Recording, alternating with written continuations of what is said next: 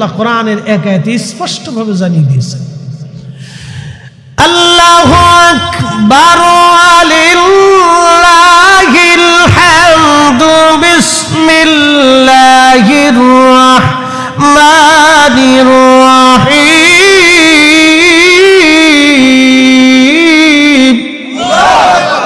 আল্লাহু আকবার।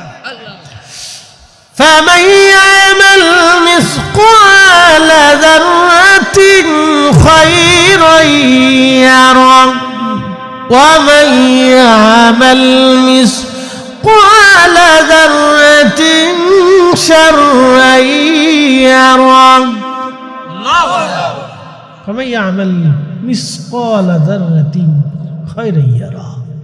অনুপরিমাণ খালি চোখে যেটা দেখা যায় না, অনুবীক্ষণ যন্ত্র দিয়ে যেটা দেখতে হয়, এই অনুপরিমাণ নেকের কাজ যদি তুমি করো, আমি তোমাকে মাহশরের মাঠে তার প্রতিদান দেখিয়ে দেব।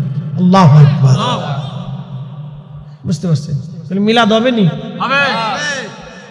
হবে। একসাথে বলেন হবে নি? দোয়া দুরুদ হবে নি? কোরআন খতম হবে নি?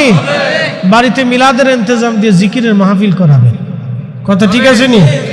যারা মুহাম্মাদিয়া দরবারের মুহিব্বিন আছেন প্রত্যেকের বাড়িতে বাড়িতে মিলাদ পড়াবেন, তরিকার তালিম তরবিয়ত করাবেন। মারহাবা কর।